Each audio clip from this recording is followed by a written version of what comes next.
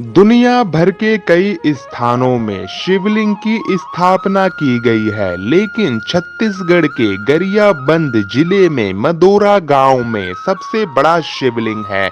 खास बात यह है कि यह प्राकृतिक शिवलिंग है। तो आज के एपिसोड में हम जानेंगे दुनिया के सबसे बड़ा शिवलिंग के स्थापना के बारे में। तो बने रहिए मेरे साथ आखिरी तक। भगवान शिव के पावन पर्व महाशिवरात्रि पर शिवालयों में भक्तों का तांता लगा रहता है। शिव जी के ऐसे कई प्रसिद्ध मंदिर हैं जहां महाशिवरात्रि ही नहीं बल्कि प्रतिदिन दर्शन के लिए भक्त पहुंचते हैं।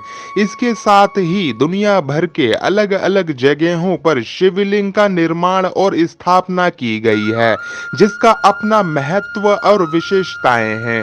लेकिन छत्तीसगढ़ के गरियाबंद जिले के मदोरा गांव के घने जंगलों के बीच विशाल शिवलिंग है, जो कि प्राकृतिक शिवलिंग है। इसे भूतेश्वर नाथ के नाम से भी जाना जाता है।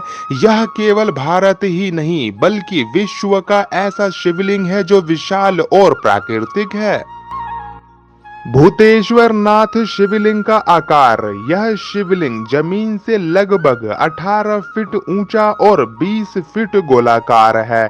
कहा जाता है कि यह शिवलिंग हर साल 6 से 8 इंच खुद ही बढ़ रहा है। राज्य शव विभाग द्वारा प्रति वर्ष शिवलिंग की ऊंचाई माप ली जाती है।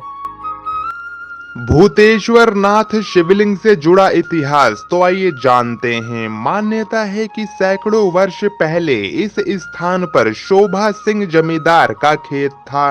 शोभा सिंह जब खेती करने जाते थे तो उन्हें खेत के पास एक टीले जैसी आकृति नजर आती थी और साथ ही सांड के हुंकारने और शेर के दहाड़ने की आवाज भी सुनाई पड़ती थी।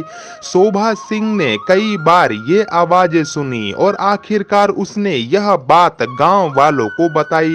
इसके बाद गांव वाले जंगली जानवर की खोजबीन में लग गए।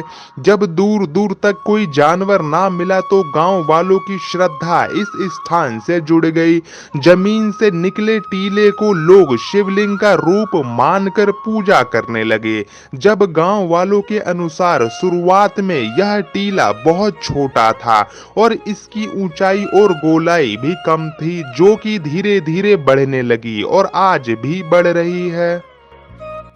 भूतेश्वर नाथ शिवलिंग से जुड़ी पौराणिक मान्यता। कहा जाता है कि छूरा नरेश बिंद्र नवागण के पूर्वज यहाँ पूजा करते थे।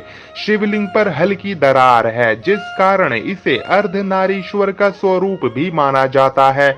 महाशिवरात्रि, सावन और विशेष मौकों पर गरियाबंद जिले के भूतेश्वर महादेव में मेला भी लगता है और भक्तों की भारी भीड़ भी जुटती है। यहाँ मुहैया सूचना सिर्फ मान्यताओं और जानकारियों पर आधारित है। यहाँ यह बताना जरूरी है कि हे राधे किसी भी तरह की मान्यता जानकारी की पुष्टि नहीं करता है।